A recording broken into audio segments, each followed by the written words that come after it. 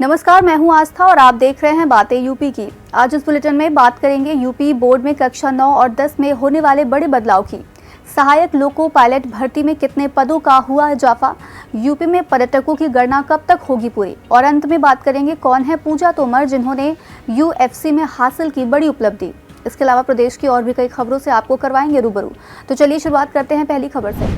राष्ट्रीय शिक्षा नीति 2020 के अनुपालन में यूपी बोर्ड ने कक्षा 9 और 10 में बड़े बदलाव की तैयारी की है। 2025-26 सत्र से कक्षा 9 में 10 विषयों की परीक्षा होगी। वर्तमान में 6 विषयों की परीक्षा ली जाती है। इसके साथ ही त्रिभाषा फॉर्मूला भी लागू करेंगे, यानी प्रत्येक विद्यार्थी को कम से कम 3 भाषा का अनिवार्य रूप से अध्ययन करना होगा। बोर्ड से जुड़े 27,000 से अधिक स्कूलों में अध्ययनरत कक्षा 9 व 10 के 50 लाख से अधिक छात्र छात्राओं के लिए अगले सत्र से चरणबद्ध तरीके से बदलाव को लागू करने के लिए बोर्ड ने 29 जून तक सभी हितधारकों से सुझाव मांगे हैं। त्रिभाषा फॉर्मूले के तहत सभी विद्यार्थियों के लिए हिंदी पढ़ना अनिवार्य होगा। रेलवे भर्ती बोर्ड ने जनवरी में निकाली गई असिस्टेंट लोको पायलट भर्ती में रिक्तियों की संख्या में 3 गुना से ज्यादा इजाफा करने का निर्णय लिया है। पहले जारी नोटिस के मुताबिक इस भर्ती के तहत कुल 5,696 रिक्तियों पर योग्य उम्मीदवारों से आवेदन मांगे गए थे।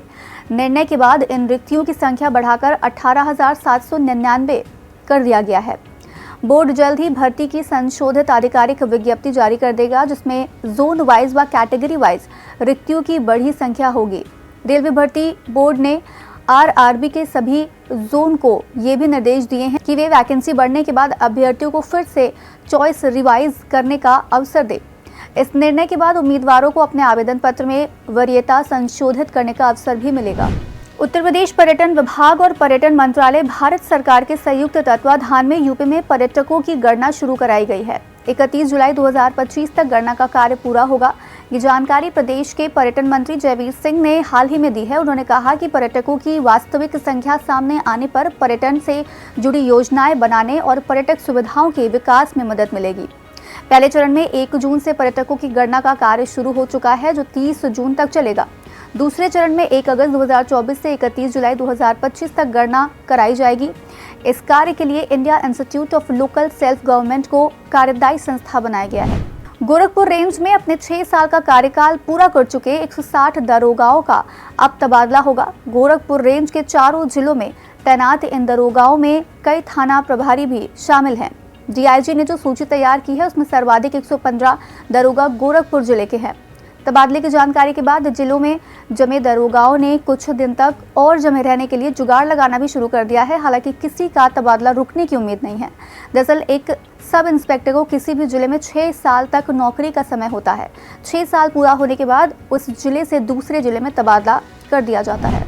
8 महीने में नगर निगम में प्रतिनियुक्ति पर तैनात किए गए 30 लेखपालों, तहसीलदारों और नायाब तहसीलदारों को अचानक हटा दिया गया।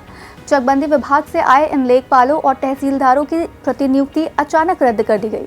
इसको लेकर नगर निगम में तरह तरह की चर्चाएं शुरू हो गई हैं, क्योंकि नगर आयुक्त और महापौर ने काफी मशक्कत के बाद नगर निगम में इन्हें लाने में कामयाबी पाई थी। यूपी विधान परिषद की खाली हुई एक सीट पर 12 जुलाई को उपचुनाव होगा। इसकी अधिसूचना जारी कर दी गई है। विधान परिषद सदस्य स्वामी प्रसाद मौर्य ने 20 फरवरी 2024 को त्यागपत्र दे दिया था। बता दें कि स्वामी प्रसाद मौर्य का विधान परिषद के सदस्य के रूप में कार्यकाल 6 जुलाई 2028 तक था।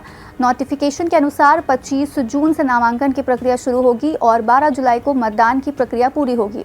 हालांकि एक सीट पर होने वाले उपचुनाव में फायदा सत्तारूढ़ भारतीय जनता पार्टी को होगा और ऐसी स्थिति में बीजेपी का ही एकमात्र उम्मीदवार चुनाव मैदान में उतर सकता है। उत्तर प्रदेश पर्यटन विभाग बौद्ध तीर्थ पर्यटन को बढ़ाने की प्लानिंग कर रहा है। प्रदेश के फेमस बौद्ध तीर्थ स्थलों पर श्रद्धालुओं और पर्यटकों को आकर्षित करने के लिए 28 जून को द बोधि यात्रा 2024 कार्यक्रम का आयोजन दिल्ली में करने जा रहे हैं। इसका उद्देश्य प्रदेश के बौद्ध विरासत स्थलों के माध्यम से बुद्ध की जीवन यात्रा के संस्मरणों को प्रदर्शित करना है। वैश्विक समस्याओं के समाधान के लिए अनिवार्य होती जा रही आर्टिफिशियल इंटेलिजेंस सेवाओं को देखते हुए भारत सरकार ने इस क्षेत्र में तेजी से कुशल कौशल विकसित करने की योजना शुरू कर दी है। सीबीएसई की ओर से सत्र 2024-25 के लिए कक्षा 9वीं का आर्टिफिशियल इंटेलिजेंस, कक्षा 10वीं का इंफॉर्मेशन टेक्नोलॉजी और कक्षा 11वीं में वेब एप्लीकेशन और आर्टिफिशियल इंटेलिजेंस पाठ्यक्रमों को अपडेट किया है। उत्तर प्रदेश के मथुरा में बरसाना रोपवे का काम तेज हो गया है। बरसाना में बहुप्रतीक्षित रोपवे का कार्य अंतिम चरण में है और यहाँ 2 ट्रॉलियों का ट्रायल भी किया गया है। हालांकि ट्रायल की ये शुरुआती प्रक्रिया है, इसके बाद लोड ट्रायल भी किया जाएगा, जिसके बाद ही आम श्रद्धालु भी रोपवे में बैठकर राधा रानी मंदिर पहुंच सकेंगे। दरअसल बरसाना में तैयार हुए रोपवे की लंबाई 440 मीटर है। यहाँ रोपवे में 12 ट्रॉली का संचालन होगा और एक ट्रॉली में 6 श्रद्धालु बैठ सकेंगे। उत्तर प्रदेश के मुजफ्फरनगर की रहने वाली पूजा तोमर ने अमेरिका में अल्टीमेट फाइटिंग चैंपियनशिप यानी यूएफसी में पहली फाइट जीतकर इतिहास रच दिया है। साथ ही मिक्स्ड मार्शल आर्ट यानी एमएमए में पूजा अल्टीमेट फाइट चैंपियनशिप की भी विजेता बन गई हैं। पूजा ने अपने स्कूल में कराटे सीखा और कई प्रतियोगिताओं में जीत भी हासिल की। इसके बाद उन्होंने मार्शल आर्ट सीखी और उस वक्त वह महज 17 साल की थी और फिर उन्होंने 5 चैंपियनशिप में भी जीत हासिल की। जून 2023 में पूजा रिंग में गई और उन्होंने एमएफएम वर्ल्ड चैंपियनशिप में जीत हासिल की। आज का यूपी में फिलहाल इतना ही। अपने शहर की बड़ी खबरों का अपडेट पाने के लिए बने रहिए हमारे साथ और देखते रहिए बातें यूपी की।